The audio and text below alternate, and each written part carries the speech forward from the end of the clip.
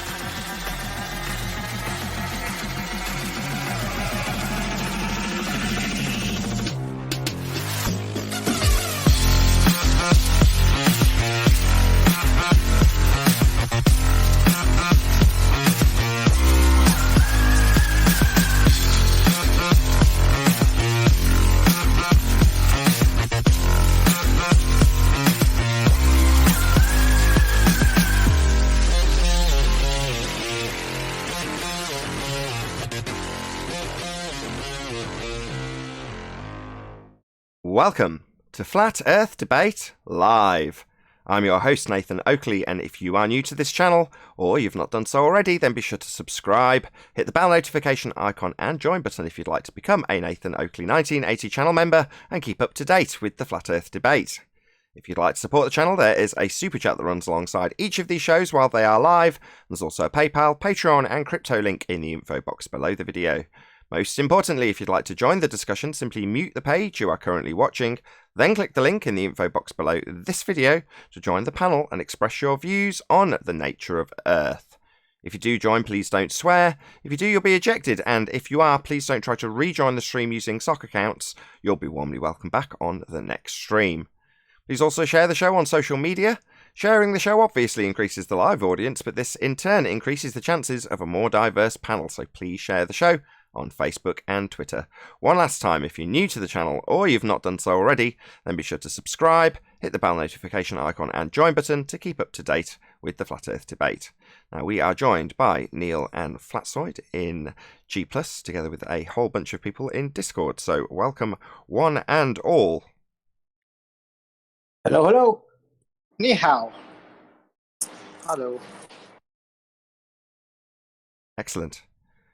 So this is actually this is going to be a members only live stream. So if you're watching this on Nathan Oakley 1980 right now, this is members only chat, although it's obviously broadcast to absolutely everybody. So welcome to Flat Earth Debate on a Thursday and Friday. It's members only chat. So members only chat day. Woohoo! Majority of you will be watching this on Saturday anyway, on a premiering stream, either on Nathan Oakley or Nathan Oakley 1980 channels. So I think it matters not. You'll all get the opportunity to comment on what is being said at some stage. But as I say, for the Thursday and Friday show, I'm going to make them members only chat from now on.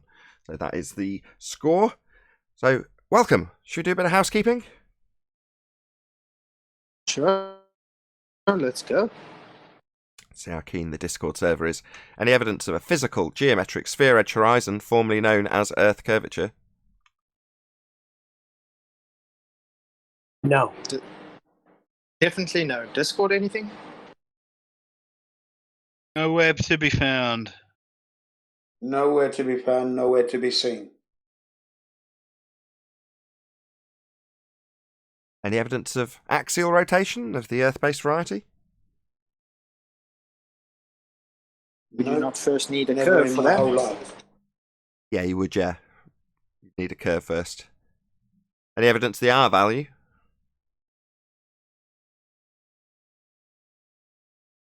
But the geometry is debunked by the Black Swan. Black Swan. Hey, Arwin. How can you provide evidence for a calculation? Well, they could physically measure something.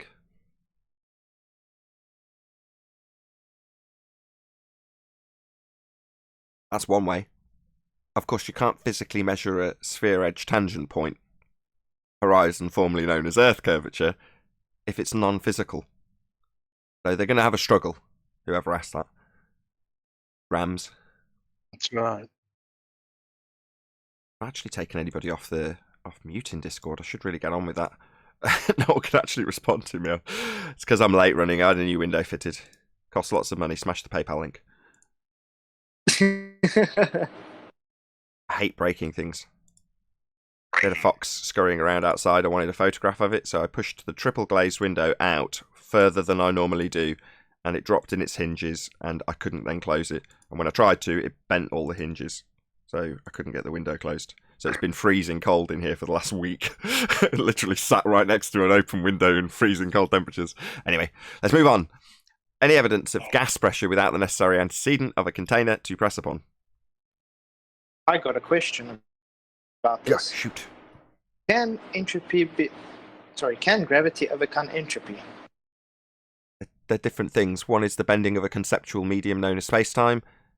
The other is described as an entropic force, merely a description. Well, can it overcome entropy, though? Entropy's just a description of something that occurs always.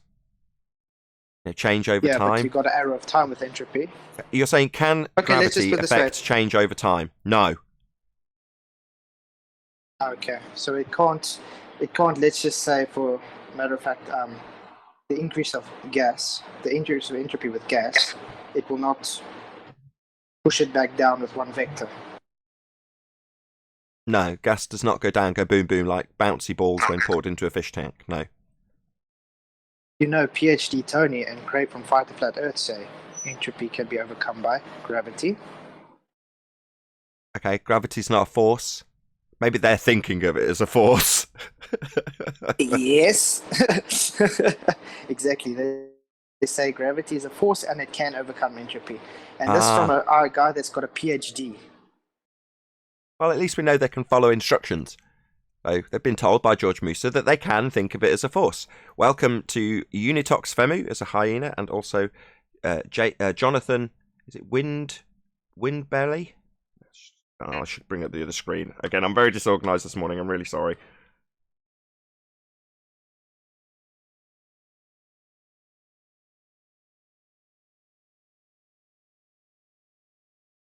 Wimberley. Jonathan Wimberley. Also, welcome to Hyena. Thank you very much, both of you, for joining as channel members of Nathan Oakley 1980. Woohoo! But no, they can follow instructions. They've been instructed that they can think of it as a force, and they're clearly thinking of it as a force when describing their model, which isn't reality. Well, I got a clipped out recording of last night if you want to hear it. It's actually quite funny. No, I didn't say that, but no, I'm saying that type of thing. Yeah, they go round and round in circles once they get trapped in one of those cognitively troubling problems. They'll assert the position, then assert the antithesis of the position as a defense, and when you point out it's not the position, they'll assert the position again, and round you go. Same with Coriolis. So we're drifting apart, 15 degrees, right? Well, no, Earth and atmosphere travel together. They're drifting together. Oh, so not drifting apart at 15 degrees now then. Not proving Earth spins. No. They are drifting apart. Oh, so we see things whizzing away from us 1,000 miles an hour at the equator when we throw them off the ground. No, drifting together. And round you go.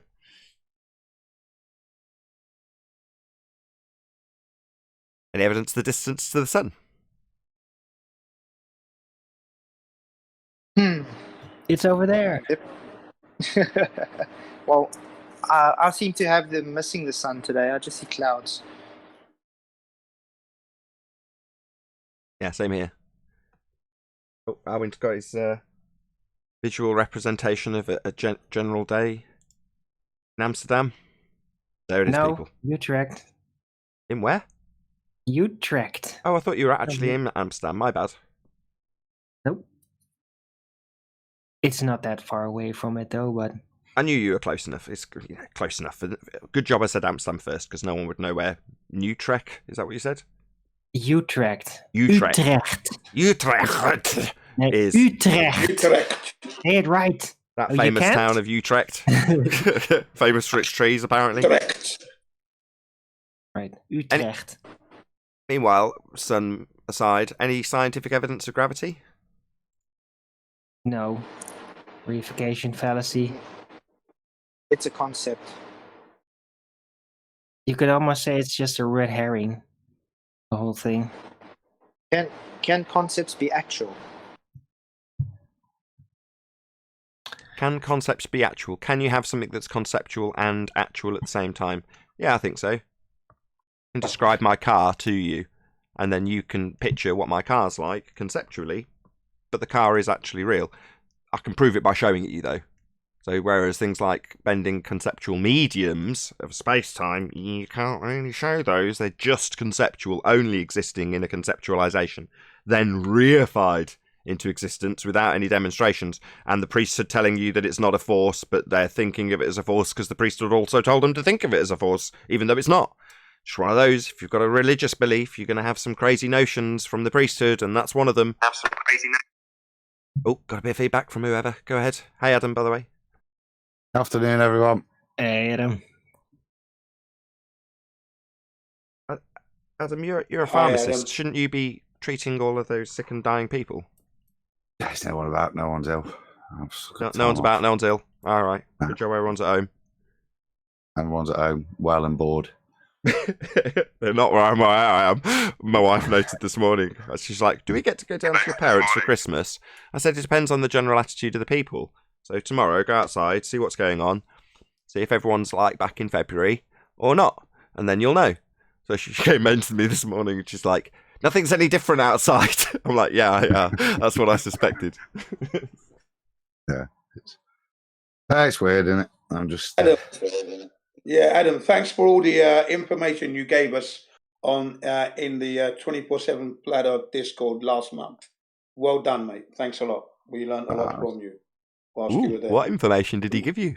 Hopefully not something I've been No, deprived of. We're talking about health, and and his job basically, and what it was all about, things, do's and don'ts, and advice, cancer and various other medical conditions. And he had to take on a lot of cog dis from some of the members, but he actually managed to get through and got it out anyway, which I thank him for. That's all. Do eat healthy, don't drink cyanide. That sort of advice, or was it more specific? Yeah. I didn't know you were medically qualified, Nathan. I know my cyanide. What? No, just don't drink it in dangerous dosages. That's it. If you get the right quantities, isn't that right? Technically, marzipan contains cyanide. Same with arsenic. Or natural form. What is it called? Just a little bit of arsenic's okay. Yes. Just a little bit. Just for flavour. Yes, a little bit's okay. A little bit. It doesn't kill you. It'll only make you stronger after probably a large amount of sickness. Almonds have natural cyanide in it, slight amounts. So yeah, you can, if you overeat it, then you can literally poison yourself like that. Yeah, I've had marzipan poisoning like that. It is actually poisonous to humans, shockingly. Right. Yeah, can we get some actual, responses from Adam? My bad, Adam. It's totally my fault. No, man, we were just, I think, where was it, Jen? I think it was on, it might have been even in Gem Pandas, which was... It was on the 24/7 one, remember? And you had a lot of, idiots jumping down your throat, not giving you time. There was only one idiot, as I remember, and he was a flat earther. It was reasons, weren't it? That's right. To be fair. I thought the rest of them were very civil. It did descend, but I was very drunk towards the end, as I remember. It got to the early hours and the wine was kicking in. But no, it was an interesting chat. We were just talking about,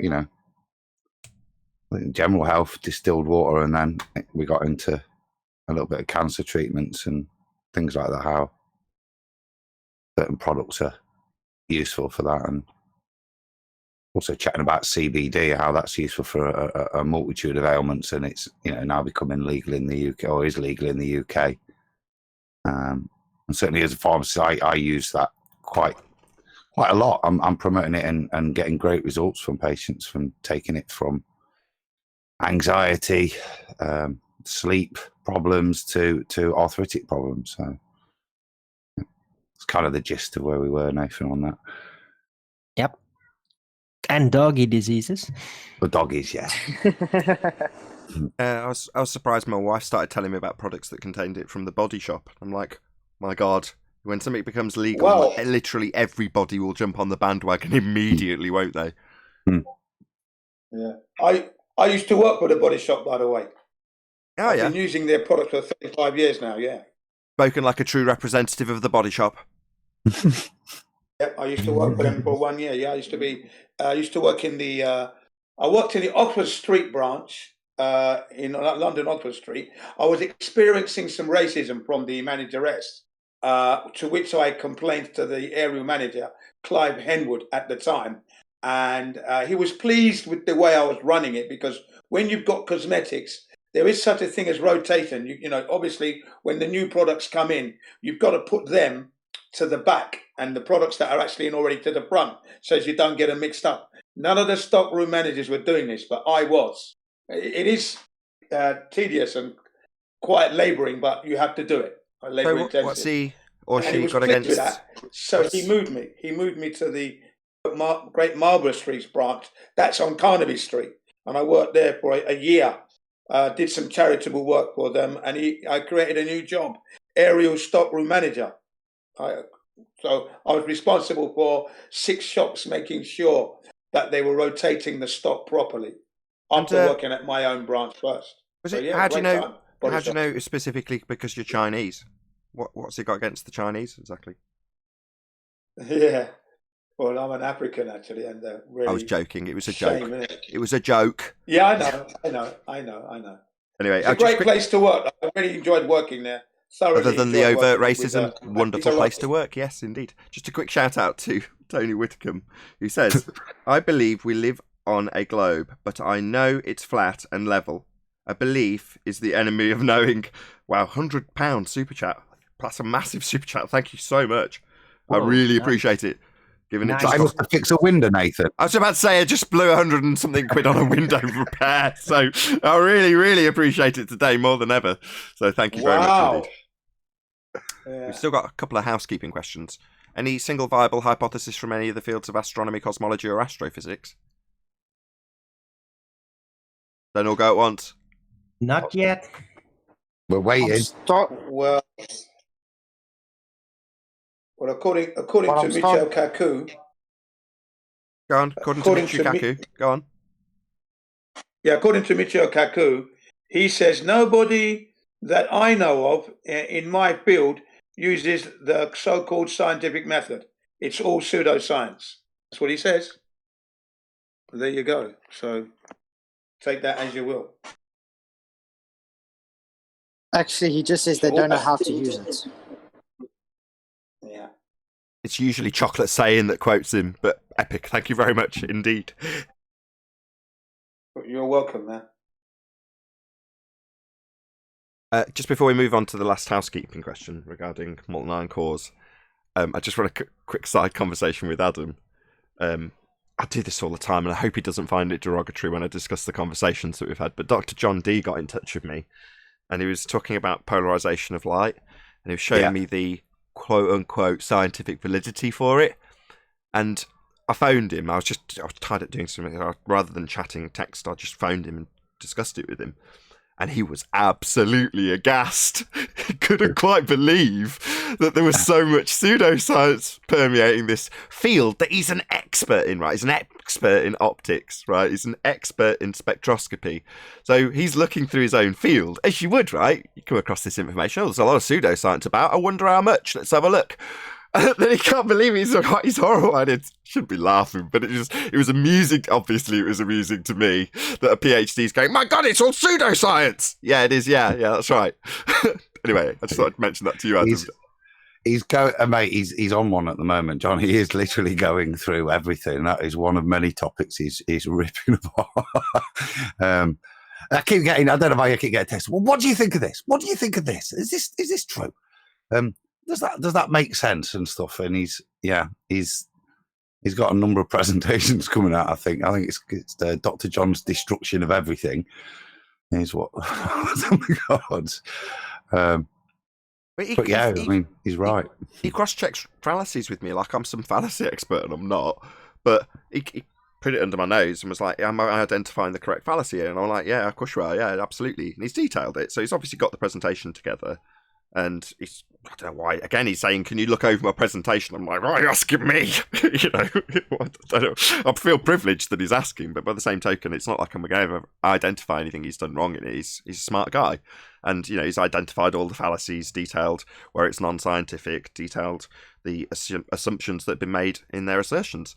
It's just a really good job. I can't really fault him in anything he puts out. Really, maybe it's because he's so thorough. It is very thorough, all of his. I've got one little screenshot I'll share with you of his one of the slides. But what I like about him, he's not scared to be wrong. He just wants the truth.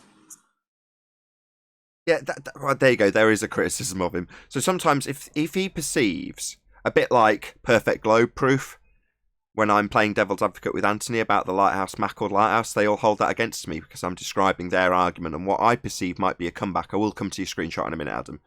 But the same thing is done by Dr. John Dee. So he'll say, well, potentially they could come back with this rebuttal.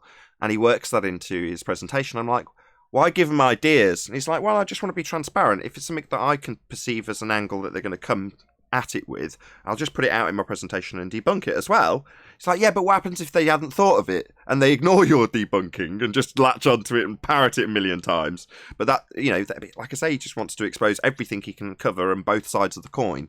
So in many of his presentations, you'll see him very, very succinctly and accurately describe the globe side with as much detail as he does the antithesis of it or the debunking of it, which is obviously the point of his video in most instances. Right, your screenshots up, Adam.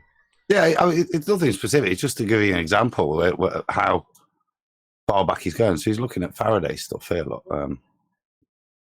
assumed that the luminous source was emitting light waves. He assumed, though not explicitly said, they were two-dimensional-ish in nature, and he assumed they were being emitted at all rotations. So he's going through it. It's just really to kind of back up what you're saying about where he's going. He's not starting in the middle. He's going to the basics at the moment, and it's interesting stuff. Which is something I deeply appreciated, because just by pure coincidence, a lot of what he was describing to me is detailed, not necessarily with polarization, but a lot of the effects that are being described in light are completely paralleled in their description of sound and how it does behave and can be accurately described in its behavior as a wave. And light isn't a wave. It's a mathematical probability distribution, otherwise known as wave function, not a wave. But yet all of these descriptions, you can probably see just from visually identifying what's on screen, right? That's how they're describing it and the effects of it. Same goes with, which one was it? Remember the effect in acoustics, it'll come to me in a minute. The dissipation of energy, the dispersion of energy, diffusion. I got there in the end. The diffusion is also described similarly with light. And it's like, no, you're describing it as it would behave if it was a wave, and it isn't. Cool stuff. Yeah, I'll stop that. There you go. But yeah, I'm looking forward to his presentation when it does come out. Indeed. Yeah, I like all of his presentations. Any evidence of a self-perpetuating molten iron core at the centre of a presupposed spherical Earth? Well, no. Would that be past its curry point? Only in disaster movies. Yes, it would. Flatside. Then how would it be magnetic still? It wouldn't. Hence the question: self-perpetuating. Apparently, if you rotate something beyond its Curie point, it can self-magnetize, according to their rhetoric. Just some bullshit they've made up. Well, no, something that they demonstrated with, I think, lithium and a few other Group 1 metals, but not something that they've ever been able to demonstrate or is even theoretically possible with iron. Yeah, you can have self-perpetuation from those materials described, but self-perpetuating molten iron core at the centre of a presupposed spherical Earth, any evidence of that, specifically that, it is quite a detailed, specific request based on their detailed, specific claim that we've got a molten iron core generating a magnetic field. They should have actually first thought of what should be the molten iron, the molten core, before making the deduction that it is iron. Or maybe actually find out what's at the core of their presupposed sphere. Oh, there's a problem. Oh no, it's presupposed. I think you'll find it's validated with P&S waves.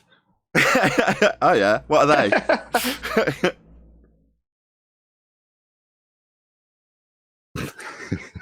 What are they? What are P waves and S waves? I don't know. I just think if you're saying boldly like a baller should, then everybody goes quiet and goes, oh yeah. Right. They're bouncy back things that if you presuppose it's a ball, it looks like it's bouncing around on a ball, and bits are going around and bits are going through your presupposed magnetic molten iron core. And these bouncy waves, these bouncy P waves and S waves that are bounced through a presupposed sphere Earth, they're 100% accurate in terms of what they predict, right? That's the kicker, isn't it? They thought they were until they went to a great distance, something like 8 miles, and even their predictions there turned out to be bunkum. So that's a bummer. So not P waves and S waves then. Probably not then. Oh, No. bummer. I'll take them back. Okay. Quick shout out to Tony again. Tony Whitcomb. Hope I'm saying your name right. Combe Whitcomb. Hopefully that's right. Welcome to Lion as a channel member of Nathan Oakley 1980.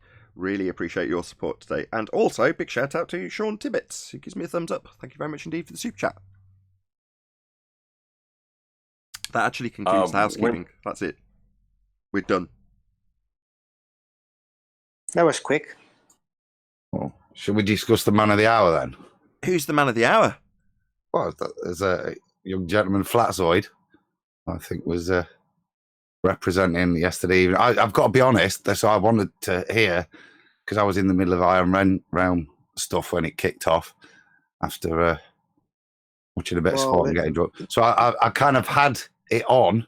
I could see a bit of flashing and see a bit of the chat and stuff, but I couldn't have the volume on, so I assume it was us. Well, from the beginning, it really started with doublespeak.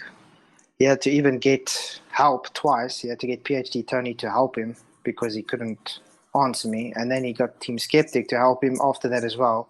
They ended up leaving. And then the show just stopped like that. And it was blamed on internet connection. So, but yeah, I'm going to do a whole, how can I put it, dismantling of the debate. But it's quite simple. They don't know what the hell they're talking about. And what was the subject?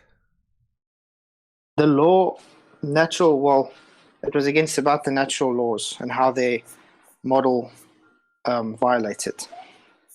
Model? Yeah. And, well, I was going to put in that their model's unification, but he didn't want to talk about models, so I just said, okay. Then we just kept it at natural laws, and we get it. And Craig says the Earth is a closed system. Can you believe that? So it's not open anymore. Earth is not closed. Did you ask him how Voyager got out then? That's what I asked. He says, but it lets matter out. Then I told him, well... Oh, then it's open! The valve physics. system. It's the valve system. That's why I said, but you're missing the point. He says, I don't understand physics because a closed system does let matter out. You know, that's the doublespeak. No, and so then it's he like comes in, and... It's like in Spaceballs, right? There's a big dome around it, and then they open a little hatch and the little spaceships fly out, right? It's like that. Yeah. Exactly. Yeah, apparently matter can go out of closed systems. No. Not to mention... That's Right. what the closed bit means. Closed to matter. No. So energy can get in, but matter can't get in or get out. Open means energy and matter can get in and get out. Not according to them in physics. I thought I read in one of the, was it in Master B? Sorry, the response to that was that, yeah, but matter is energy at the most fundamental level. So it because it's interchangeable according to MC squared. So it just turns into energy, Nathan, passes through the physical barrier, and then it turns back into matter on the other side. What, Voyager? Well, yeah. Hold on. Matter is energy. Hold on. So Voyager. Well, there's one way they could do that. Hold on, Owen. So Voyager dematerialized, right? Went through the closed system that lets matter through, which would be an open system, but it's closed, even though it's letting matter through. But the Voyager dematerialized and then rematerialized on the other side of the barrier because it's closed. I think that's a slight extrapolation of what they said, but their claim of defense was that, yeah, but energy is, matter is energy fundamentally, so it would go through. Can I play devil's advocate really quickly? Really quickly? Yeah. So what they might have meant is that it didn't actually physically go there, but it conceptually went there. Now, concepts are thoughts. Thoughts are energy. So in that sense, it kind of makes sense. Kind of, but Flatzoid did cover that. He did say that it was in their model, right, Flatzoid? Exactly. That's why we were basing it on their whole model. This is why we're saying, is gravity a force? I actually got a little fighting out that it's in Master B. It's like, I think it's 20 seconds long. If you want to hear PhD Tony and Fight the Flat Earth say, gravity is a force and overcomes entropy. And and getting triggered by them. Oh, I love that when I heard that. I thought that was hilarious. It's a downward force that can overcome it. Downward force overcomes entropy. Here we go. Gravity overcomes entropy. Well done. Thank you. So I didn't say that. No, you're making a straw man. The theory is found to be against the second law of thermodynamics. I can give you no hope.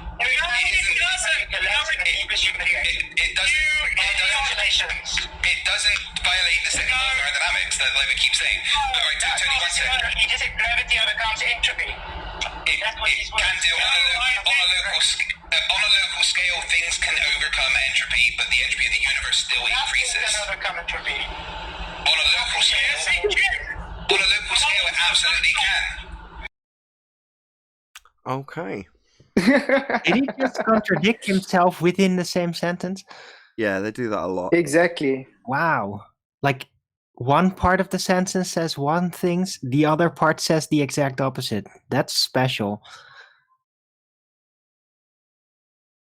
Well, he got PhD Tony got in and just triggered straight away from when he started.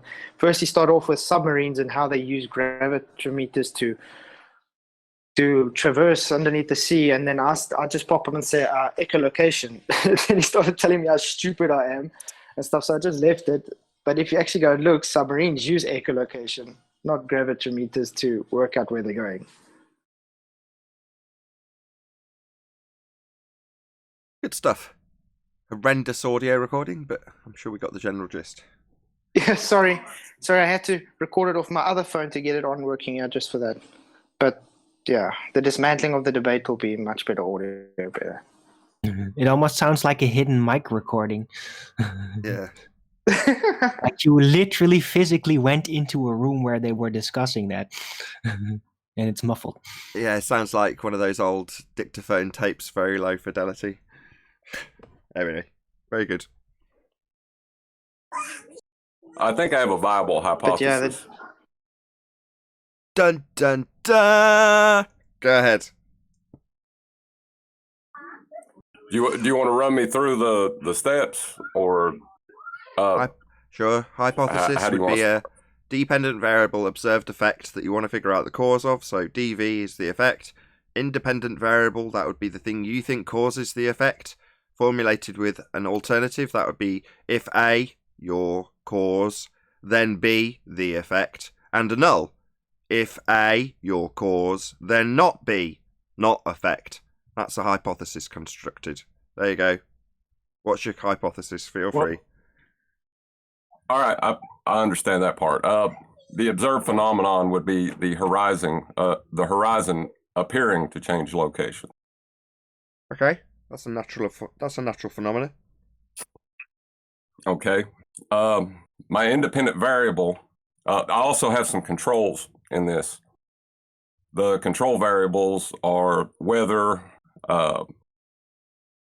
physical obstructions, like swells, things like that. Okay, so you're assuming you can control these things. Fine, we'll assume it just for the sake of this example. Carry on. Well, I think I do have a way to control it. What's the cause? The Most independent, importantly, though, aside from the control the cause variables. would my presumed cause would be the aperture size of the viewing device. Okay. Hold up. I've done this. I've got this one through QE once, so this could be interesting, Nathan, because I did a similar one on one of the early ball busters and got it past John. Would you detail yours, Adam? We've heard the entirety now. We don't need the null formulation. Well, no, please carry on. I'm just. How do you formulate that into a null if no aperture? How are you going to make the observation? No. If varying the aperture does not change the horizon. I see.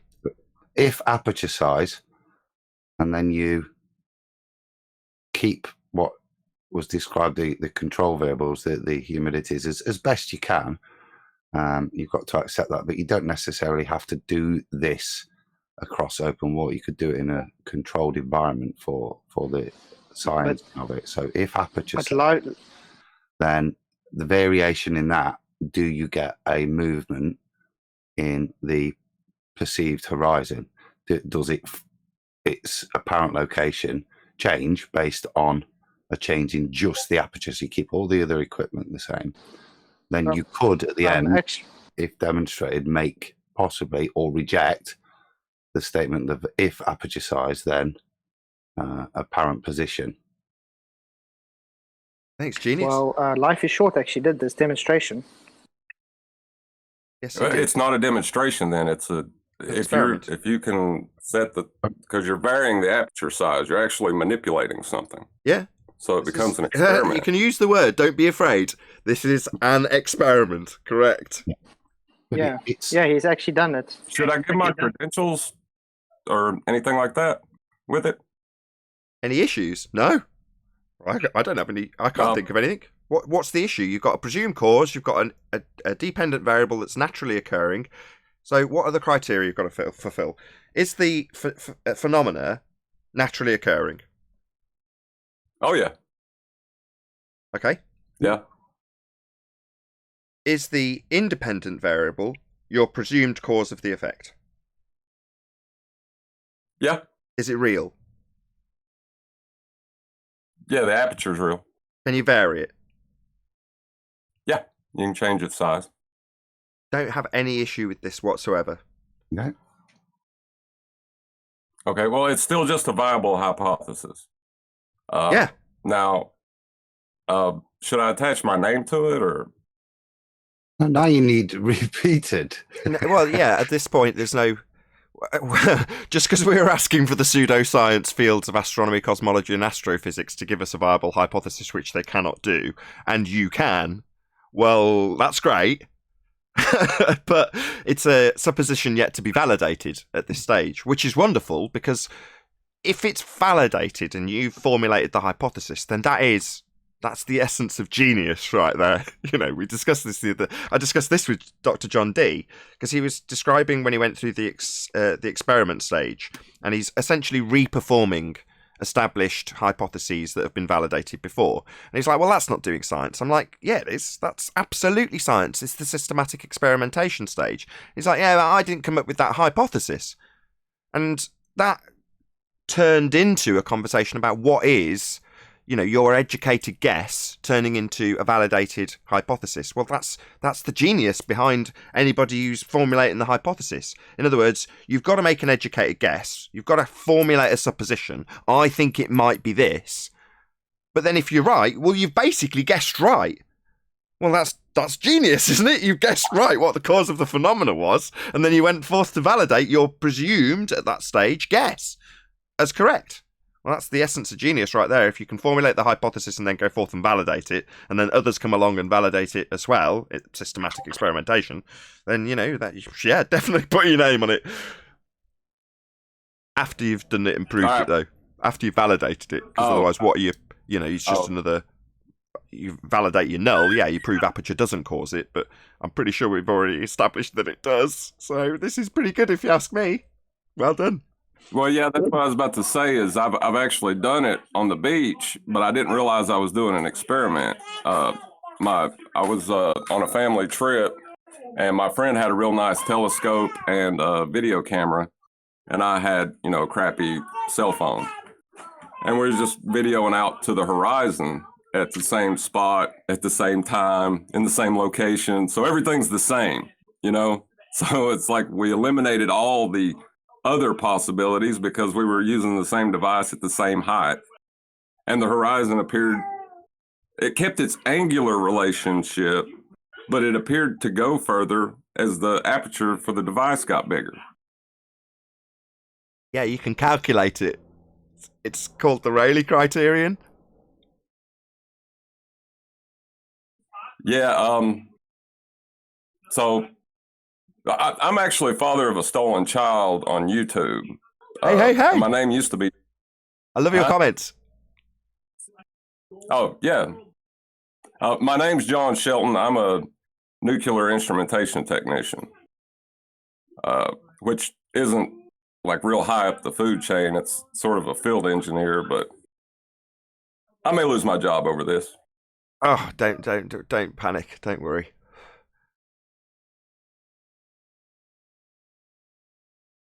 Or a good skit the other day where there's these people at a party, and the one guy's a brain surgeon, and everyone that comes up to him is like, listens to what they do for a living, and then it's like, yeah, but it's not brain surgery, is it? And then it enters new guest, and he's a rocket scientist. So obviously they get into a conversation about brain surgery. He's like, brain surgery, it's not exactly rocket science. Made me laugh on many different levels.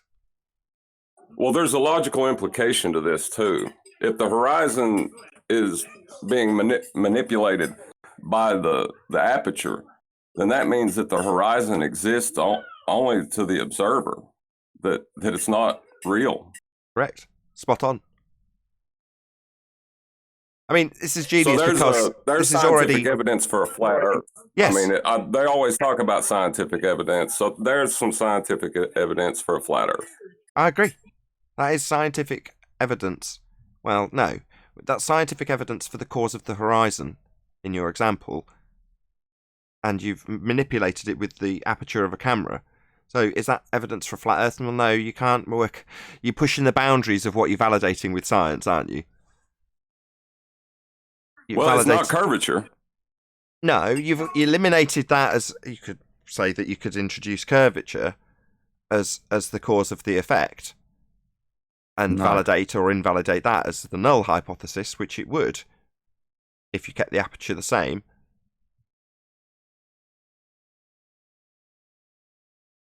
You're outside of science then, aren't you?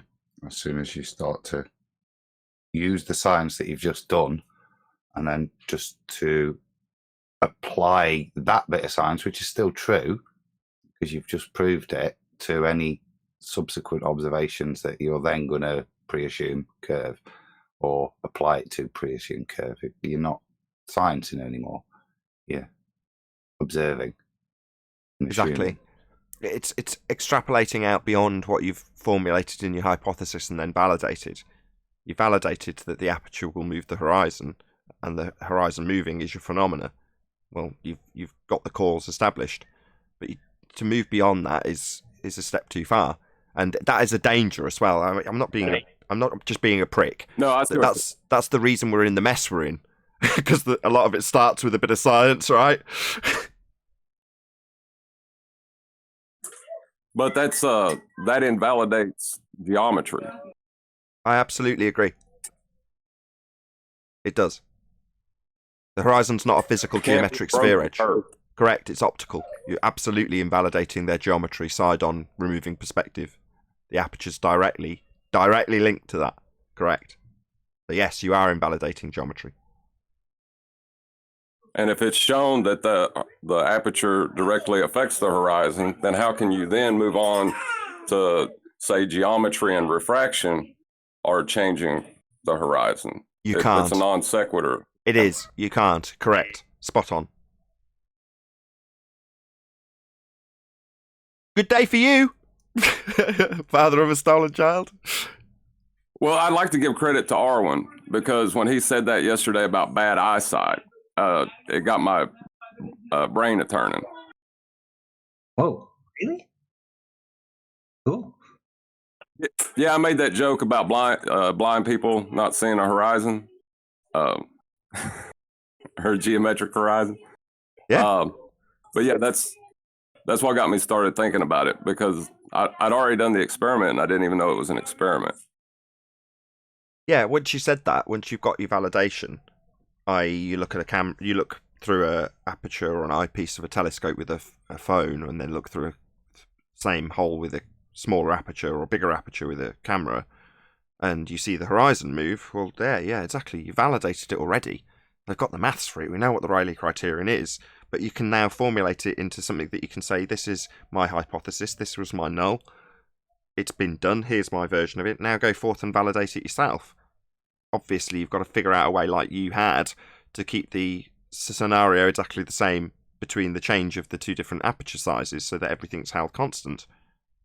Which, arguably, you haven't. I'll be honest, that's something people would pick flaw in.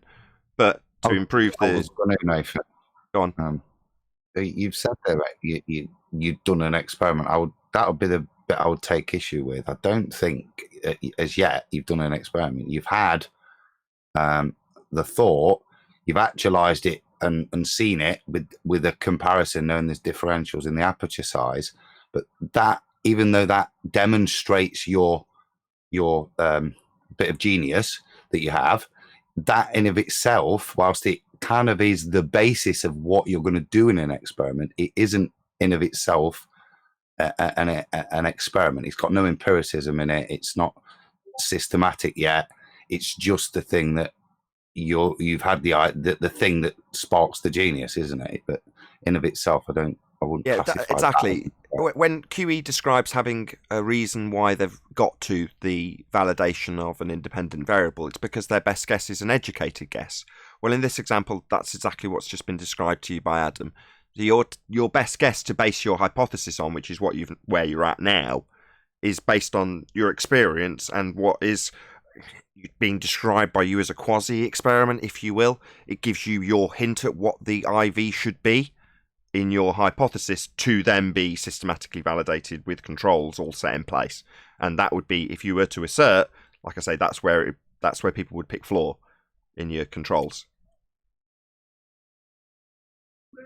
Okay, yeah, I see what you're saying, but I think it's still a valid hypothesis. I guess absolutely, it definitely is. Yes, it is. Go on, Adam. Sorry.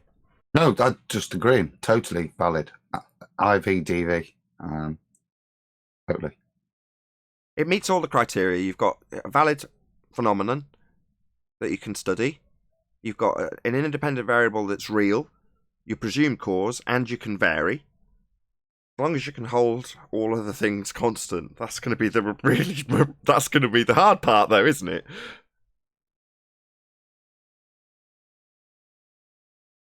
Yeah, and it's just that rigid structure, and that's where you have to step out of, let's say, going over water. You've got to then get it into systematically, and I don't think it's something difficult to prove, and I'm pretty sure it already has been, hence the Rayleigh criteria.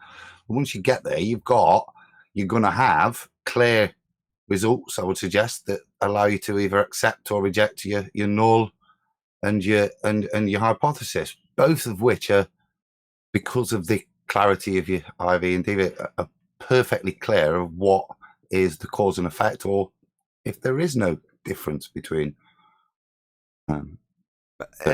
Likewise, in terms of the actualization and systematic experimentation. So, long before Anthony Riley formulated a hypothesis about the egg with the salt water, I'd done exactly the same thing, and so had Phuket Word. But what we hadn't done is formulated a valid hypothesis with a null and then done it. So that hinted at the idea, but we didn't go forth formulate a hypothesis and then go forth to validate that. So even though I'd done the exact same thing and so had Phuket World, doesn't matter. We're not saying, here's our valid independent variable, here's the studied phenomenon, here's the controls we've kept constant, here's the null hypothesis, should I fail, that's what will be validated. None of that was done. Well, you're at that stage and you're absolutely right, you've got a valid hypothesis. Valid, not validated, though.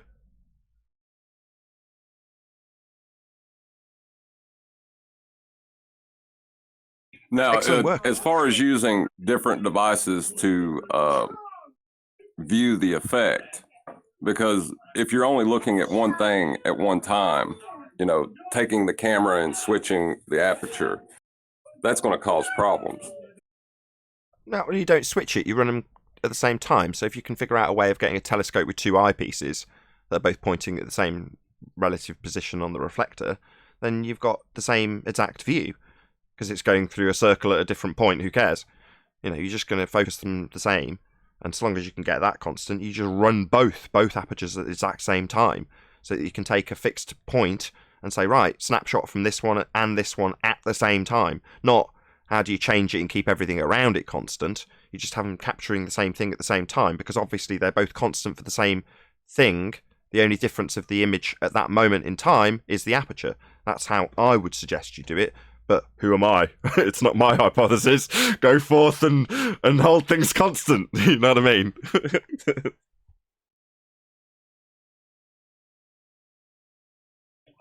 Well, I think definitely doing the experiment, when it does come time to do the experiment, taking the observation with multiple apertures at the same time eliminates a lot of the temperature differentials and other things you may run into as messing with the experiment. Well, exactly. They're held constant because they're the same in both. That's what you're trying to achieve with constants, right? You want them to be the same in both examples. So the variation needs to be comparable after the fact rather than gathered with a time differential, because if that happens, obviously there's change that's occurred between the two images being taken. Whereas if they're taken at exactly the same time, then that eliminates a lot of the things that you may have to keep constant because they're the same in both, therefore constant in both. The only thing varied in the two different images is the aperture. Any more comments on this? This has been great. Thank you so much for sharing this, Father of a Stolen Child. Epic. I love things like this. That little bit of additional. It's called. You've got to look at your margins of error, and that one is massive, isn't it? If you're going to introduce a time variance, there is the potential. So you've got to weigh that up and what kind of margins for error it gives you against, say, using two pieces of equipment that are the same. But a bit like when I did my moonlight test. So I'm using two identical thermometers and taking the different readings, but that doesn't mean the readings are exact. So you have a margin of error that the two pieces of equipment can have, and this was plus or minus 0.1 of a degree. So if they were outside of 0.2 of a degree, there's an effect. So you have to kind of consider that the margin of error within the equipment means that actually you might require something more significant than just a bit of movement, because that could be the margin of error within the equipment itself. So they're all things that you start to consider as you empirically build your experiment to then make the results valid.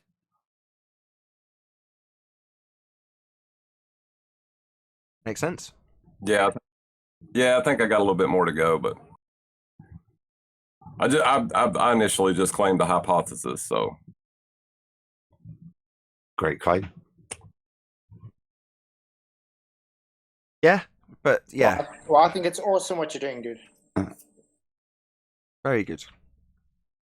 Now that it's been verbalized, more people will prick their ears up. So, it takes a little bit of discussion, and it's good that Adam's also discussed this prior. So, yeah, people will pay attention to this. So there's no harm in just putting it out there and going, I'm actually not going to validate this in any way. I think I've already kind of confirmed it prior, and someone else can hold everything constant and figure that out. That's fine too, you know what I mean? You've still got to put it out there initially for somebody to think, yeah, I like the sound of that. I can roll with that. I can develop a situation where I can achieve all the ends I need to achieve in order to claim everything else is held constant. Yeah, I don't think I have the resources, and I got too many kids to be doing too much experimentation. And they're yelling at me right now. You can hardly hear them.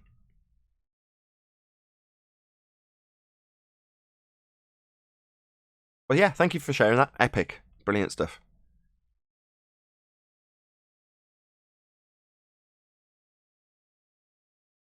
Sure you appreciated it too, right, Adam?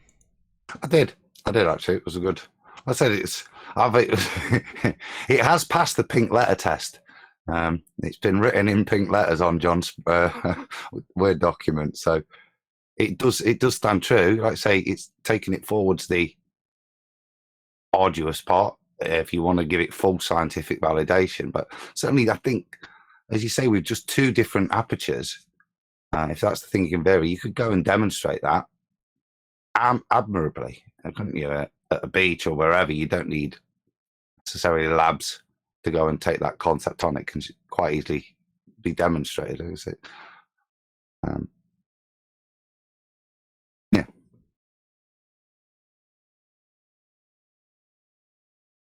I'm sure we will. We'll see somebody attempting it at the very least.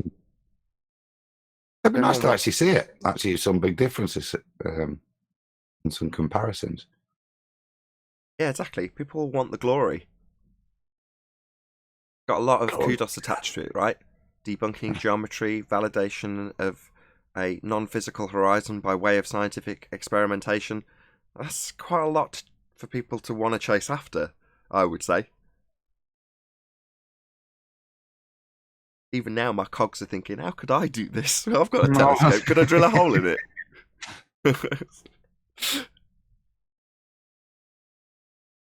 How hard can it be? Famous last words. Yeah. Can't be that hard though, can it? Say again, Adam? Can't be that hard though. 2 telescopes, like you say. No, one telescope. So I'd be happy with 2 identical ones. One tweaked, where you tweak the aperture size in the thing. So, okay, you've got a slight. If they're side by side, you've got a slight variation, but nothing of any significance. I don't think that should still be demonstrable within the experiment, the variance. So I don't think that should play a major factor in corrupting it if they're literally the width of a telescope apart. Fair enough. Yeah. You've got to have certain margins of error, haven't you? That you can't do 2 things at the same time. No. But the point you highlighted, I think, is better to have it at the same time with margins of error in the equipment as opposed to all those. You can't control the environment, can you? So you can't have 2 apertures on the same telescope, as much as my idea of having one camera phone, say, and a camera pointing, and them having 2 different apertures. The thing that's going to limit it is the telescope they're both pointing through. So that's kind of void also. So you'd need 2 different telescopes with a different aperture. That's what you'd have to achieve. They'd have to be, like you say, right next to each other to almost make it insignificant. The difference from one to the next, if they're right next to each other, is insignificant from the focal point, right? Let's say they're a foot apart. Well, is that going to make a difference if you're looking out to, say, 5 miles, if they're reasonably elevated, like 10 foot off the ground or something? I think any variance there you could count as negligible. Is that the word? It's sure. Nominal, existing in name only. I don't think it would. While it might be negligible, there is still going to be a variation there. Yeah. But like I say, that's what you've got to discuss, right? I remember the discussion about figuring out a way to validate entropy increase, the cause thereof, and the relative density disequilibrium was the thing that was being discussed in that regard. And it came to the end conclusion after about a week solid of you, QE, Dr. John D, me not saying a great deal, just listening a lot, was that it's a second order effect of entropy and you're never going to validate it. It kind of is what it is. Maybe one day, but at this stage it just seems like, no, this is just kind of how the world works, described in the natural laws. But are you going to find scientific validation for their cause? Highly unlikely, it would seem. Doesn't mean you won't, just seems highly unlikely. So why does stuff that's more dense go down and less dense in its respective medium? That's a description of what actually happens. But what's the cause of that? Well, I can just give you a description of it happening. That's what a law does. Does it tell you why? No. Now, that was as far as we could get it. It was back to entropy. And whilst it wasn't directed, it was a second order effect of it. It was the best non-committal, because it's staying within what you can state in some certainty. Do you know what I mean? John's very good at that, John D. That was as far as we could go and classify it as that in terms of relative density. Indeed, but in this instance, any bigger understanding, you know what I mean? But it does help you at least understand where it compartmentalizes, not necessarily gives you any. Correct, but I'm comparing it by saying, in this example, when you're trying to figure out if the diffraction limit is the diffraction limit as calculated in the Rayleigh criterion or not by way of scientific validity, I think you've got a good shot at actually achieving that. Whereas when you're talking about, why do we have relative density disequilibrium, which is what was being discussed in that regard, you get 2 weeks of conversation and the end result is all we can do is describe what's happening. That was basically the end of the conversation, wasn't it? Yeah, pretty much. Yeah. Down to a sentence, yeah. Basically.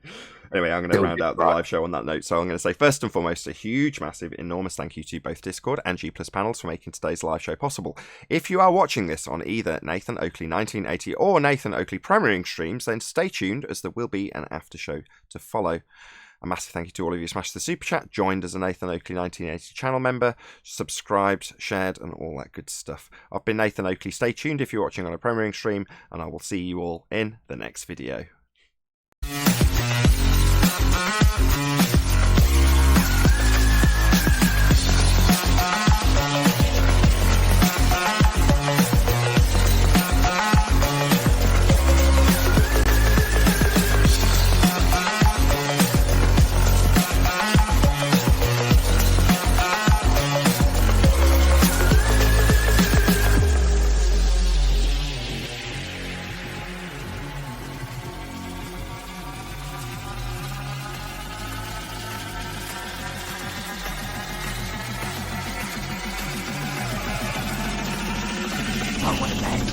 What a lovely day!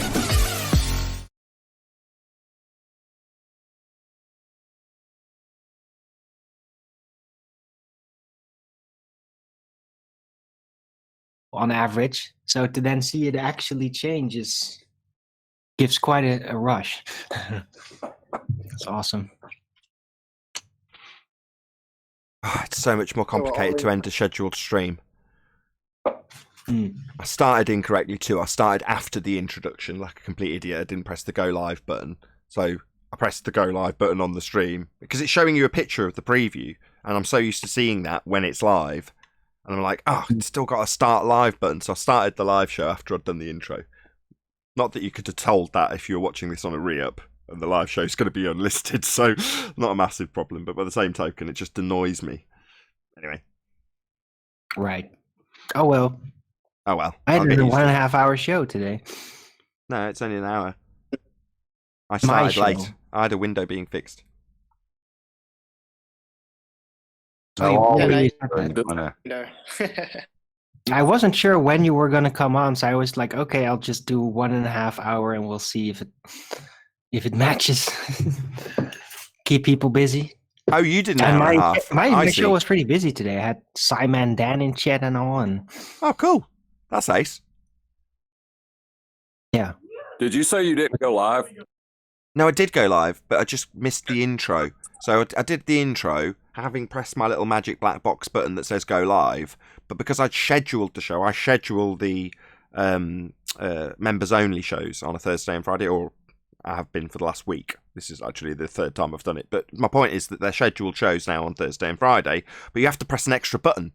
There's a button in the live dashboard that you have to press to go live if you've scheduled it.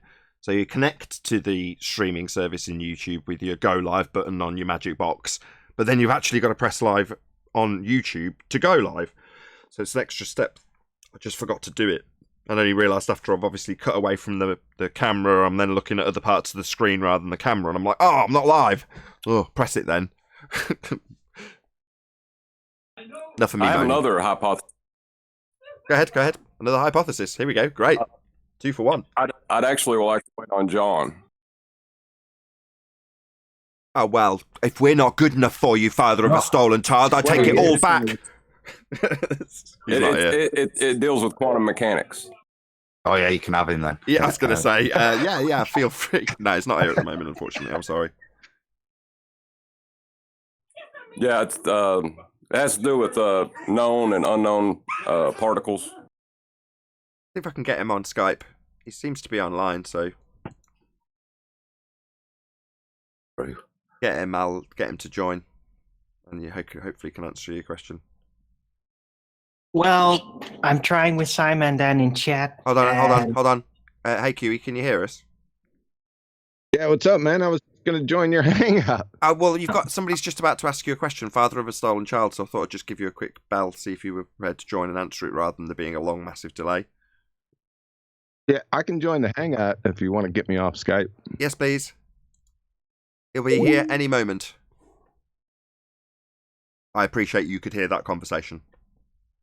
Thank you.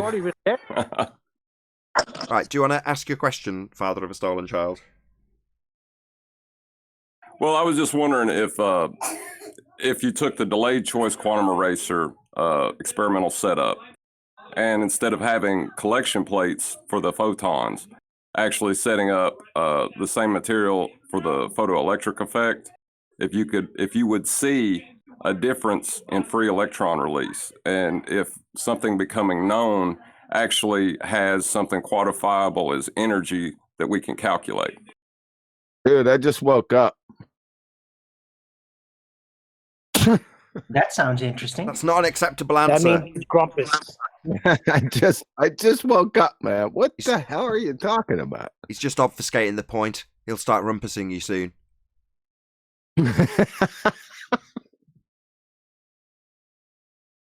Did you get breakfast yet? I don't know. You got say it one more time. Well, if you took the experimental setup of the delayed choice quantum eraser, and instead of collection plates, you had the same setup as in the photoelectric effect, is there, or would there be a difference in the reaction? And if there is there anything that can be quantified as energy?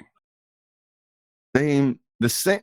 That's non sequitur. You take the same setup as the quantum eraser experiment with photons, and then you replace it with the photoelectric effect. That's non sequitur. Well, no, the same material they used in the photoelectric effect instead of the collection plates. Have you ever seen the photoelectric effect? I think I know where he's going. Can I ask him a question in detail? Are you asking basically whether like the an electric presence, like with what happens with the photoelectric effect, whether that would alter the results of the light, basically? Is that what you're wondering? Yes, I was wondering if there's any difference between known path information and unknown path information that could be quantified as energy. No, but that would be a misinterpretation of what the setup really is, because you're cross matching things that should not be cross matched. It's not about what the light does with what you inquired. Let me just ask a question. QE, in the delayed choice quantum eraser, the collection plates, as they're being called, they could be potentially exactly the same as a really crude silver-based photo plate that's used in the really old examples with the double slit. They could basically be that exact same thing, couldn't they? As opposed to photographic sensors, which is presumably what they use in a modern one, right? Just need to see an impact. An impact of what? The light. So you can see when it hits quicker than on a different point of impact. Well, presumably they're just sensors, like on the back wall if you're firing a light through a double slit. Same principle applies. You could do it with a plate, a photographic plate, or you could do it with a sensor, right? True. Yep. Well, the photoelectric effect is just describing that effect in action, though, isn't it?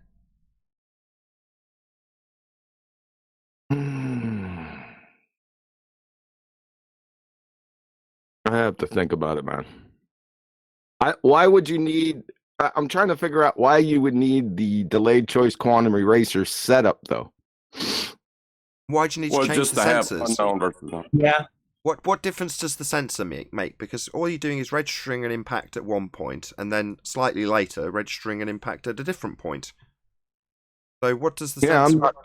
I'm not understanding what is the experiment for? What's the hypothesis? Yeah.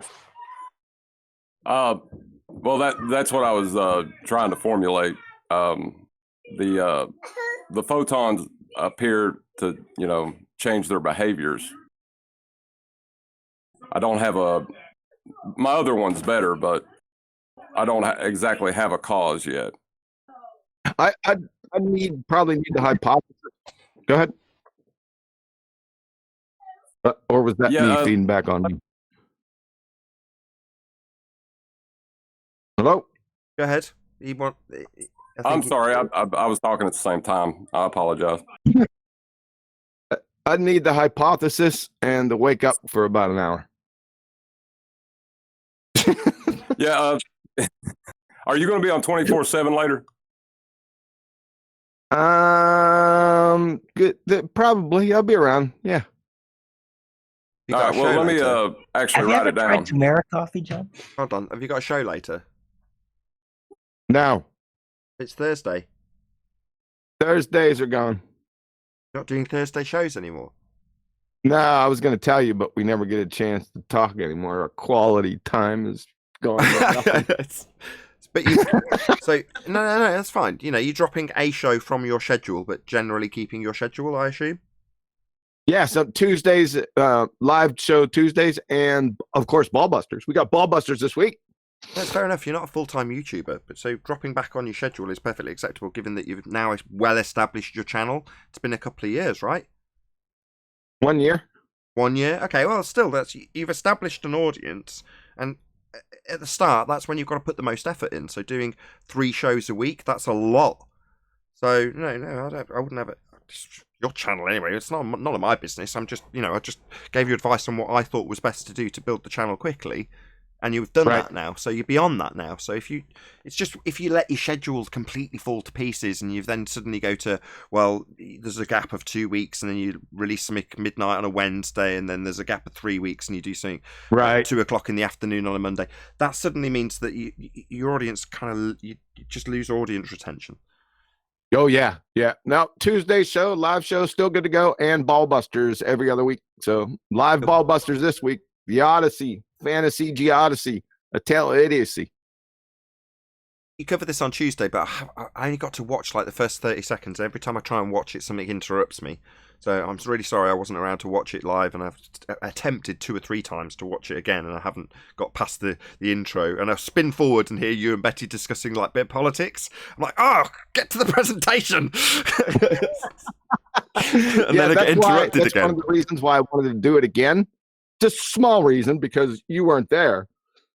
And this talks about perspective hijacking. It concentrates on that. I think it's really important. Oh, I really want to watch it. The more I think about it, the more important I think it is, especially with geodetic surveyors popping up everywhere now, and their pseudo quote unquote legitimacy in the eyes of maybe young flat earthers or people on the fence. I want to dash that up. Yeah, and rightly so. As you can probably tell, I'm very keen, because I totally agree. It's right up my street. Unlike bloody Coriolis effect, this is something I really, really enjoy rubbing in. Right. The horizon's not a sphere edge. It's right up my street. And geodetic surveyors, a hijacking perspective, they're the main culprit. Yes. They're the people they're lent on by their side. The globe side lean on them to do that for them. So yeah, epic. Yes. Glad you're covering it again in Ballbusters. Can't wait. Saturday. So if you're watching this on Saturday, then no, that's right. This will have an opportunity to plug Ballbusters. This goes out to on Saturday at 2 p.m. I believe. No, it doesn't. No, it'll be after 10 p.m. Bollocks. Excuse my language. So go and watch Ballbusters. That's already been out. Yeah. Hey, make sure you watch that show, man. A lot of it's going to be similar to what we'll go over. May go a little bit deeper, but you're all over it. I could present it to you right now, and you'd be all over it. I will. I'm going to watch that show. It's on my watch later. I'm going to be watching it list of things, like everything that gets pushed to one side or watched halfway or interrupted by screaming children. It's just the way it goes at the moment. I've got a working window. You got a window? Yeah. Excellent. My wife embarrassed me by telling the people how it got broken. Thank you very much. How did it get broken? Well, there was a fox outside digging up the ground, and the neighbours keep talking outside my window to say, "Oh, what's done this? Oh, blah blah blah blah." And so I want to get a picture of it so I can just say, "Look, it's a fox. Stop standing outside my window talking. I run a show from here." Anyway, so when it came very late at night, I opened the window with a bit too much gusto, and because it's triple glazed, it weighs an absolute ton. So if you open it a bit too wide, it drops into the hinge position, like a normal window would lock in that position, but you just pull it back. But because of the weight of it, you can't. When I pulled it back, it just bent the hinges. So then I was like, as soon as I did it, I was like, oh no! Anyway, I do love it though. Triple glazed windows, man. I cannot recommend them enough. It's brilliant. I've always intended to treat this room as I'm currently doing as a studio. So one of the first things you've got to do is get it nicely isolated. So when I did the windows, I had that in mind. I'm like, no, I want the thickest, most dense windows you can supply. And that's exactly what they gave me. And when they came in and they were like, wow, that's a thick bit of material, rah. You know, and they're like two-man lift to get them in, real struggle because they're so heavy. You don't think about it, right? Well, that's a lot of weight to be hanging out 90 degrees on a hinge. Yes. Yeah. I won't do that I again. got a similar one. Not yours is probably 2-hinged, right? But it opens outwards, so it's like as it hinges out. Like, how can I describe? It's opening horizontally, not vertically. Most windows open like on the vertical, whereas this is opening on the horizontal. Yeah, I'm trying to get a visual of it because I got one too that opens. It's in the bathroom. It opens. Yeah, I got you. It pushes out. I push it out. Well, all windows push out. As I was saying it, I thought about it. I'm like, no, all windows push out, don't they? All windows don't push out. Okay, well, rather than swinging out hinged from the top, but mine aren't hinged from the top. They're on sliders that run along the side, and that motion on a two-way bracket pushes it out and down. So it's hard to describe. What Anyway. the hell? Take a picture of that damn thing. Welcome to Flat Earth Debate. If you've got two windows, over right? in Normally, Europe, I don't know, man. imagine if you've got two windows, one over the other. One opens right on the hinge is on the vertical, and you open it, and it's hinged on the vertical, yeah. And then above that, you've got a window that's like an up and over, and it opens like it's seeming to have a horizontal hinge. Well, imagine this as having a horizontal hinge, but it doesn't have one. It's got brackets that do the same thing on the side. There you go. That helped that. It's cost a fortune to fix, which is heartbreaking. But there we go. Yeah, we can get off of that. But now I can close the window, which is good. We won't freeze. Did you replace the window? No, the window pane itself. You'd have a job to break it, I think. Yeah, that's what I was gonna say. I was gonna ask you, how'd you do that? I don't think you could. I mean, I've previously at other houses with double glazing, I've had some like massive planks of wood hit the window right in the corner of the wood, and it still doesn't break the glass. And you're like, my God, I can't believe that hasn't broken. Yes. Yeah. Single pane, it would just go straight through it. Yes. Exactly. Anyway, that was a lovely bit of nonsense to have at an hour and 24 minutes into this show that is being recorded. You freaked me out, man, because I had just got done, brushing the cat, feeding my teeth. I just sat down. I was just getting ready to hit join show, and I got a Skype call, and it's you. I said, what the hell? That was strange, man. In your head. In my head. Glad we had a show at all. Really? Well, I didn't know what was going to happen, because previously this window had a problem before, so I'm still talking about this window. Back to the window again. Is that why Sorry, I'm going to shut up. later? I'm going to stop talking about my window. It's just, when something's really hurt your wallet, you think about it a lot more. I can't help it. Yeah. I'm sorry. No. It's legitimate. I know. Something's hit your wallet.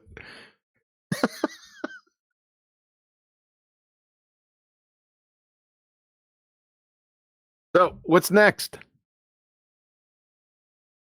I can't, other than pinning the people who keep playing Leapfrog. Did you hear Chocolate's description of that the other day? No, I did not. So you've got like, Simon Dan, you and your reference frames are ruined. Response from our side, whose reference frames, Dan? Response from him, you don't understand what diffraction is. Leapfrogs the conversation onto conspiracy cats. So, conspiracy cats, you don't know what diffraction is. Diffraction, you say. Angular resolution limit, you say. Why has the Earth curve maths hijacked this optical limit? Response, Anthony's going around comparing.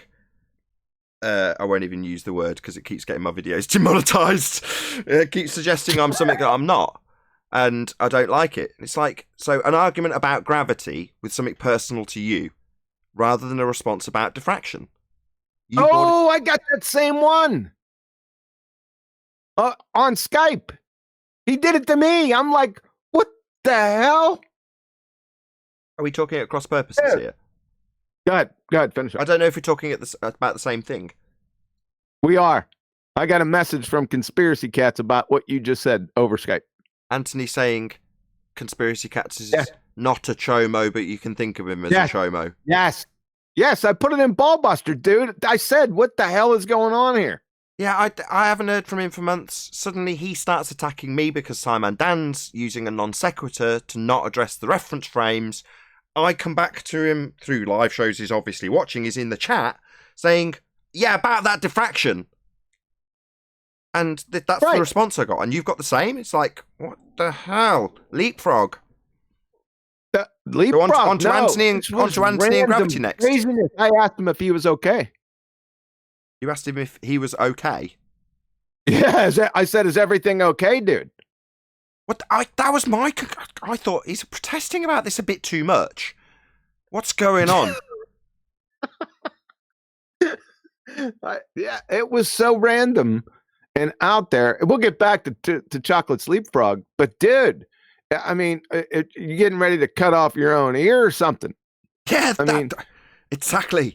That was exactly what went through my mind the moment I read it. I'm like, what the hell is this? I did.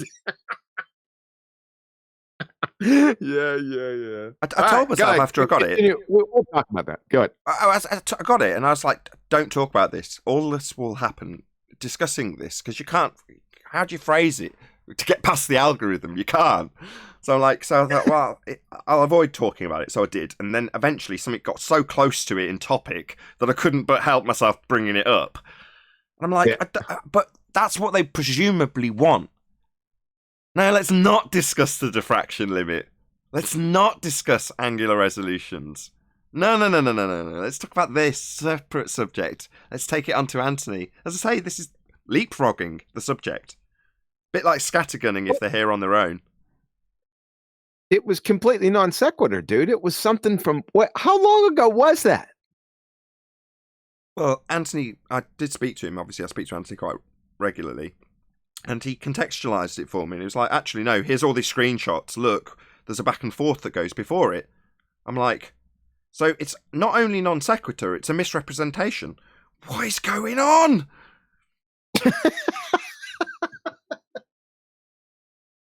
But I don't know, dude. I got the message. It freaked me out. I just moved on. I don't get it at all. None of this makes any sense to me. The whole Simon Dan leapfrog. Can we get back to the leapfrog? That's what I was just about to segue onto. That whole leapfrogging from one person to the other to avoid the subject that you're attacking us on. So you attack us on reference frames and then move the buck onto diffraction. So we attack you on diffraction as a rebuttal and you move it onto gravity. So what's going on? Yeah, I didn't. Yeah, all right. I didn't get the gravity part out of it. I got the second part that happened, that one that we can't say. I don't want to say. Well, it's really strange out there. That's because gravity is not a force, but you can think of it as a force. That's where that's come from. That juxtaposition is the same thing being used with conspiracy cats in a derogatory way. Yeah, but how long ago was that? Must be more than a year. Maybe 18 months. It's more than a year. Yes. That's what freaked me out. I said, whoo, boy, whoo, look at the time. Crazy Weird, huh? some bitches. Yeah, what a topic. What a topic to segue away from diffraction onto. Maybe that's the genius. It worked, right? We're both in shock and awe of it. So secretly, maybe he's a genius. No, it didn't work. It gave me the willies. It's about all it did for me. These people are lunatics, man. Go on, sorry. No, I said that people are lunatics. Yeah. They're fanatical, religious, zealot, wiki parroting, pretender clown muppets of epic proportions. If, like I said before, if wiki would all of a sudden shut down, like for 2 weeks, we'd never hear these guys again. We wouldn't, because ask them what their epistemology is. It's wiki. That's what it is. What's your epistemology, dude? Wiki. Yeah, I already knew that, because everything you say, I can get a wiki. That's what they are. That's who they are. Now backfiring, though, because especially with Coriolis, depends whether you're left-handed or right-handed. If you read the right-hand column of Coriolis description in Wiki, you get a little separated box that describes it in 2 sentences with a literal gif of it happening. Where if you read the left-hand columns, you get this convoluted nonsense doublespeak that has things drifting with actual forces applied through Coriolis force. And not drifting because they're attached with Earth and atmosphere travelling as one. Hurricanes being caused by not actual deflection. It's the biggest load of nonsense ever in Wiki when you look up Coriolis effect on Earth. It's just so mind-meltingly nonsensical. Yes, sir. I was just talking about this yesterday with somebody else because they brought it up.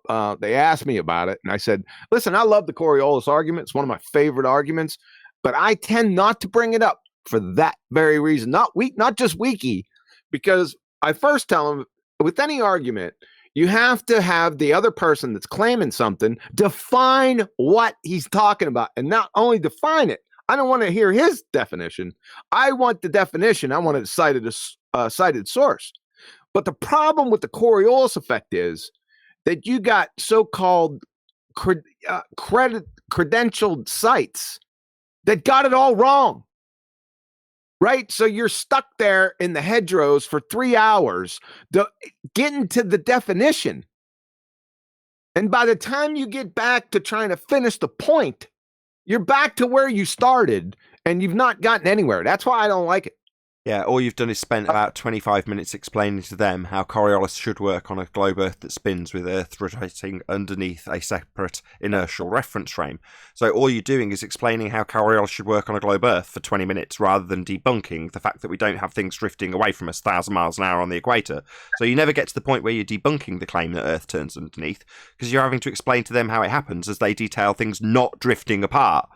Things drifting together as Earth and atmosphere travel as one. It's like, no, they're supposed to drift apart. They go, that's not what drift is. So you're into it then having to explain what Coriolis is, to explain what Earth should have according to their rhetoric, so you can explain how you don't have it. Well, that's 3 steps I don't want to go through, and you're describing exactly that. Yeah. I like to pull, what I do, and it's crazy, it's pretty funny, but, because I've been laughing at this for a long time, is I'll just go to Foucault pendulum. Because it's the same scenario, right? It's speaking to, it's a proxy for the Coriolis effect. So I'll go there first to try to limit the definitions, even though I can provide 10 definitions of what exactly the Coriolis effect is. But they're going to pull up another definition, right? Mm-hmm. From a so-called legitimate site talking about toilet water. Or hurricanes. Met Office. Or hurricanes. Yeah, go to Met Office and they describe the Coriolis force and hurricanes. Yep. So I tend to stay away from that. It's a cluster gaggle. Indeed, it is.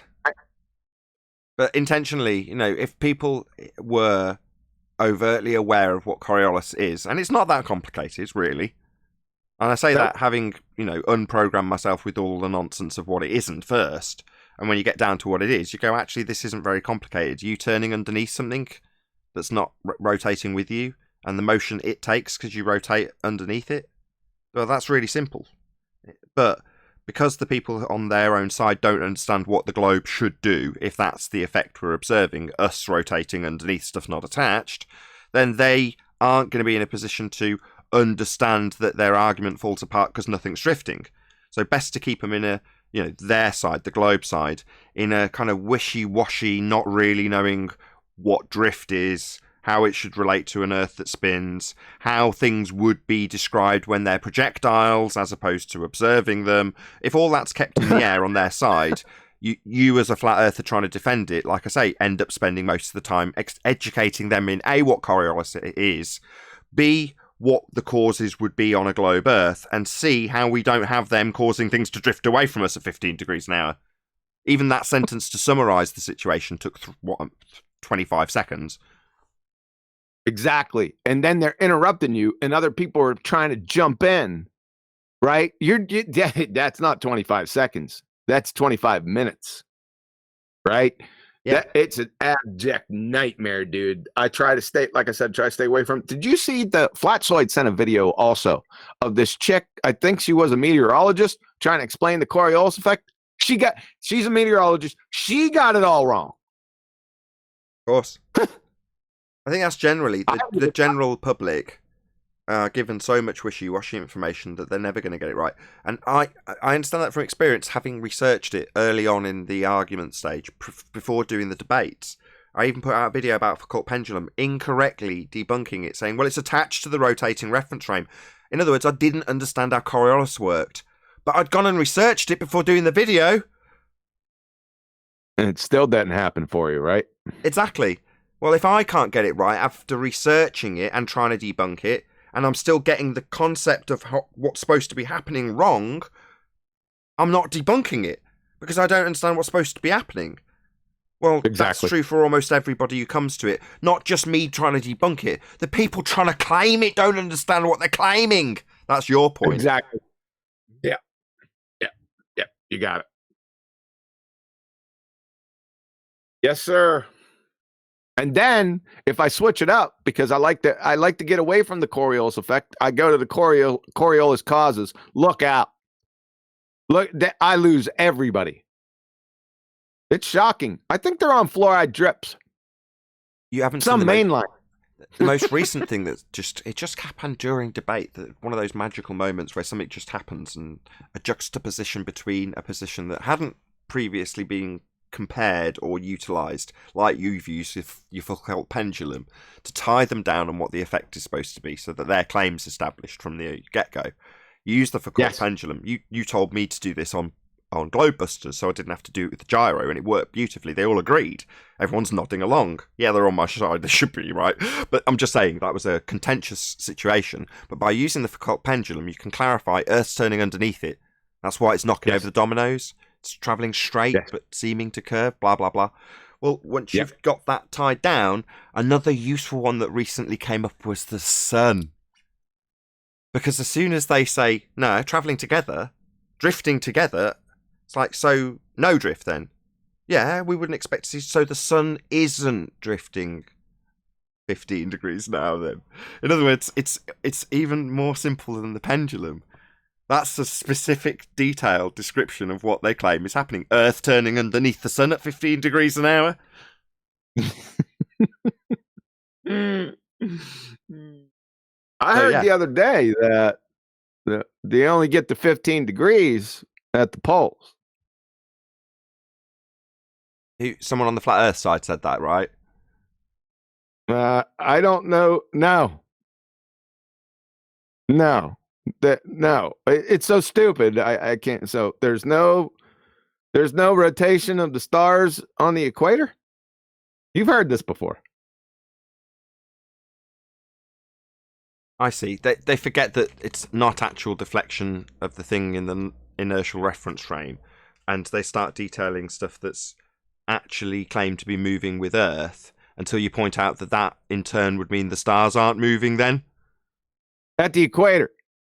Or at any point that, you're right, I've had this conversation. Yeah, it's not happening at the equator because you're not moving north or south, the projectile. Yeah, they get confused with they think the Coriolis effect. Well, there's no Coriolis effect at the equator, which is, I can't even. They get that confused with the 15 degrees per hour. It's a convoluted gaggle. We're speaking with retards, dude. It's sometimes it's shocking. I'm like, wait a second. What are you saying? Right? 15 degrees. As soon as you say that, that's angular velocity, right? So what you're saying, there's no angular velocity of the Earth at the equator? Yeah. They don't get Unbelievable. it. Although it is useful, Simon Dan has actually literally, although I'm saying it, I do mean it when I say his words have become useful. No drift. Thanks, Dan. We can tie them down now. All right, Earth's moving with atmosphere. So no drift then. So those conversations can go back and forth much faster now. Rather than 10 minutes of explaining what they should have, you just go, so no 15 degrees drift then? Stuff not drifting apart 15 degrees now then? I thought there should be drift. No, drift means moving together. No, it doesn't. You're an idiot. In other words, you can moving together, really? That's what they're saying at the moment, yeah, drifting together. And then you go, oh, right, then I go to the sun. So the sun and Earth drift together at 15 degrees an hour. Where'd you get the 15 degrees then? No, it wouldn't be moving. So you understand that the sun moving is showing it moving apart as we're claimed to turn underneath then? Oh, right, so we should have things moving away from us 1,000 miles an hour on the equator then. No, they drift together. So sun not moving and no 15 degrees drift. So it's much quicker now. Thanks, Dan. Yeah. What the tangled webs they weave? They can't go. They're having a problem because other arguments are contingent upon the facts that they're speaking about in this argument, and some of the contingent necessary facts in this argument have downstream effects in other arguments, but they twist them and they curl them and they don't make sense on their surface. But when they get to the other argument, wait a second, I thought you said that the sun rays were parallel. What is this I see with solar and lunar eclipses? I don't mean to get on another subject, but you see what I'm saying. No, I don't. I've got a vague comprehension of what you've just said because I'm visualizing it. But no, what do you mean? So they say the light comes through parallel. Yeah, I get that. Yeah, but do you ever see the diagrams from the universities about what they're showing as the scenario for solar and lunar eclipses? The light rays aren't coming in parallel. So you're saying where they draw the light almost like it's bouncing off Earth at an angle to give you the penumbra and umbra, you're saying that that's an assertion in their model that the light's not moving parallel? Of course it's creating an angle. Of course it is! And that penny's just dropped. Of course. It's not moving in a straight line towards it. Hold on a second, man. I got to go get breakfast, but I'm going to send a couple photos or diagrams. 1 second. I'll show you what I'm talking about. That'd be helpful for the audience. Where'd you go? I'm going to round out a little bit early today because I started so late, unfortunately. Here's one. Going to? Oh, Ballbusters. Okay, I got it.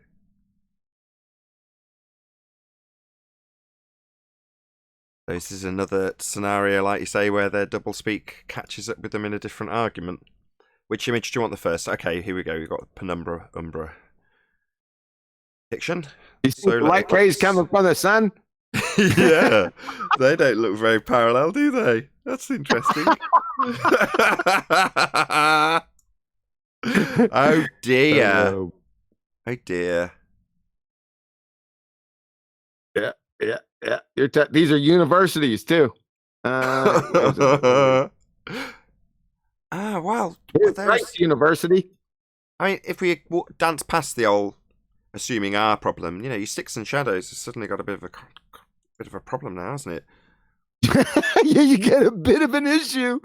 So that dog doesn't hunt, right? I love doing it to him. So we're closing up shop because I got to go for about 2 minutes and I'll be right back. No, I'm going to close up shop unless anybody else on the panels wants to add anything specifically. All right. Speak now. I was going to ask him. Go on. Go ahead. I was going to ask him if he heard my other hypothesis, the one that actually seems valid. Disappeared for 2 minutes, so he's not going to be able to answer you, I don't think. But I will, next time I speak to him, go through the variation of Aperture to see if you can cause horizon, because I think it's very interesting. But yeah, hopefully you'll get. I don't know if it's causing the. I don't think it's causing the horizon. I think it's causing the distance from the viewer. Yeah, you're varying the horizon's position by way of aperture. Sorry, I'm just summarising it while I'm pressing buttons. My bad. Yeah. Okay. Yep. Sorry. That's okay. No problem. No issue. With that, I'm going to say a huge, massive, enormous thank you to all of you who tuned in either Nathan Oakley 1980 or Nathan Oakley Premiering streams for hopefully smashing the super chat, liking, commenting, sharing, subscribing, and all that good stuff. Be sure to check out nathanoakley.com and the Flat Earth Debate Forum to keep up to date with the community debate. Another massive thank you to today's Discord and G+ panels for making today's after show possible. I've been Nathan Oakley, and I'll see you all in the next video.